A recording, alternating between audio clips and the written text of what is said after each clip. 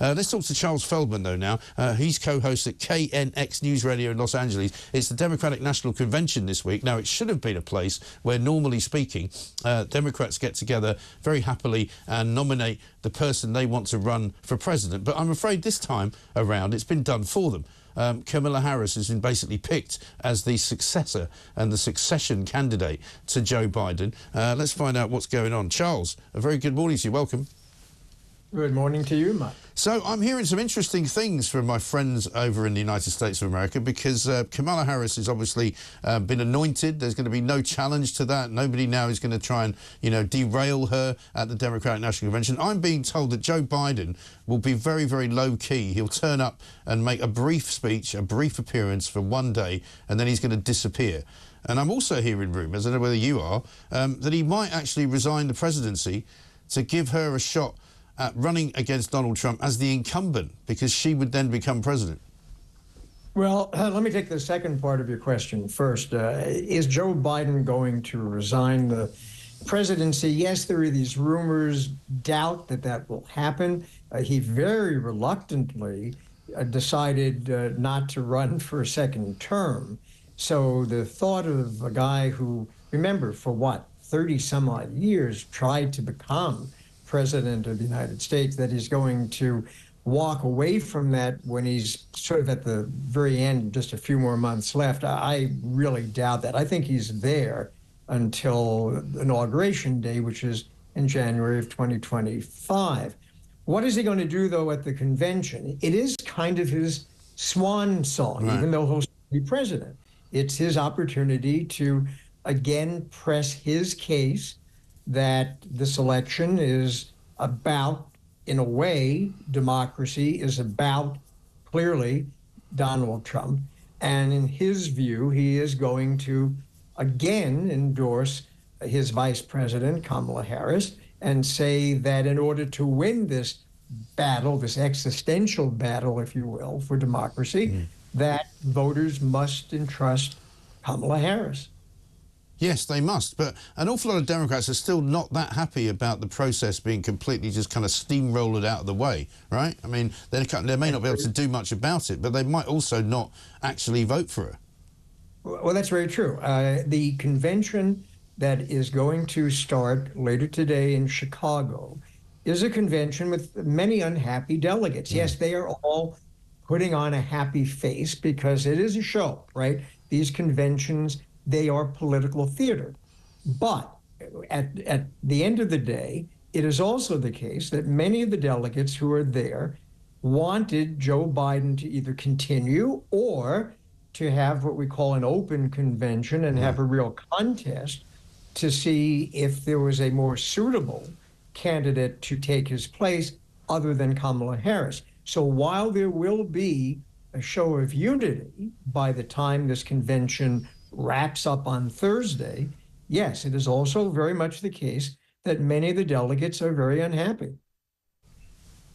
Yeah, and I mean, I think a lot of them as well are annoyed that basically the primary process, which should have happened earlier in the year, was completely done away with on the grounds that, well, we don't need to put anybody up against Joe Biden because he's the incumbent president and he's running as the candidate, so there's no need for us to have a primary. That now looks very kind of, I would say, shall we say, manipulative, perhaps? Some people would say that for the Democratic Party with a capital D, it was not very democratic with a small d.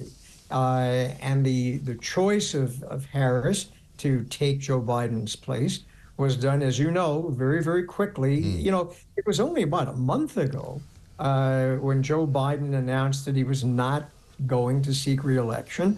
And, Kamala Harris has been the chosen candidate about, 3 weeks or so. So this is moving at lightning speed. Yes, and yet she's still yet to give a proper interview. She's yet to give a proper kind of press conference about what her policies are, what her plans are. She's appointed an assistant to be her vice president, Tim Walz. Let's have a look at a piece of footage because she's being accused of stunting this up. This is her latest kind of, this is us on the campaign, me and Tim, going into a shop.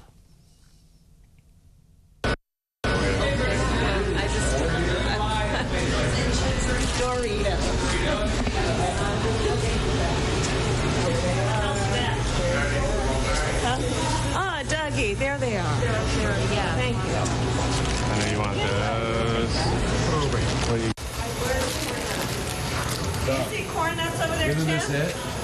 Yeah, that's the big. There you go. Corn nuts over there.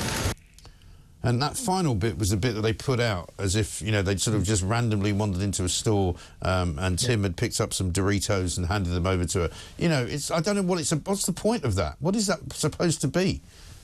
Well, the point, again, is political theater. It's to show that they have a common touch, that they get it when voters are saying that they're unhappy with prices for, you know, food, and they're unhappy with prices for gasoline for their cars. And this is an effort to show that even though they aspire to be president and vice president of the United States, they get it. They get that people feel that the economy, even though the indicators, I should very quickly add, are showing that the U.S. economy is actually on pretty good ground, the polls are showing that people feel as if they are, you know, being cheated everywhere they turn when it comes to their purchasing power. And that's primarily because while the inflation level has certainly gone down in the U.S. now, it's gone down after prices went up, over 20% for many items since the beginning of the pandemic. Right.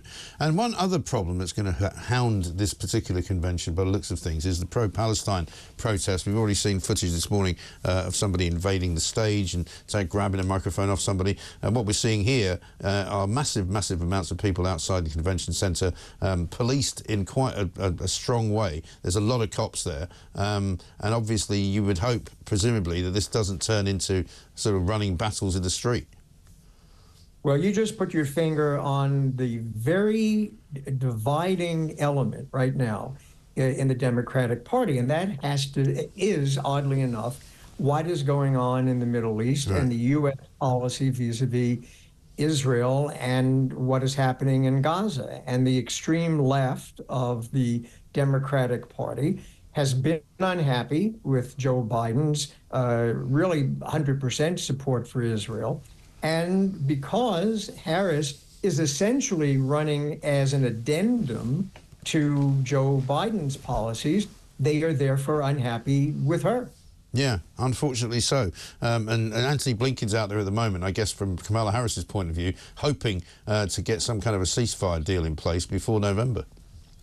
Yes, and you know, as is often the case with U.S. politics, things that are happening on the international stage often do have a rub-off effect on voters. But at the end of the day, I think most political analysts will tell you, and I'm sure it's the same in the UK, that voters really vote their pocketbook. They vote for what they perceive to be their lifestyle, and whether or not they think their lifestyle for them and their children and their children's children are going to get better, stay the same, or get worse.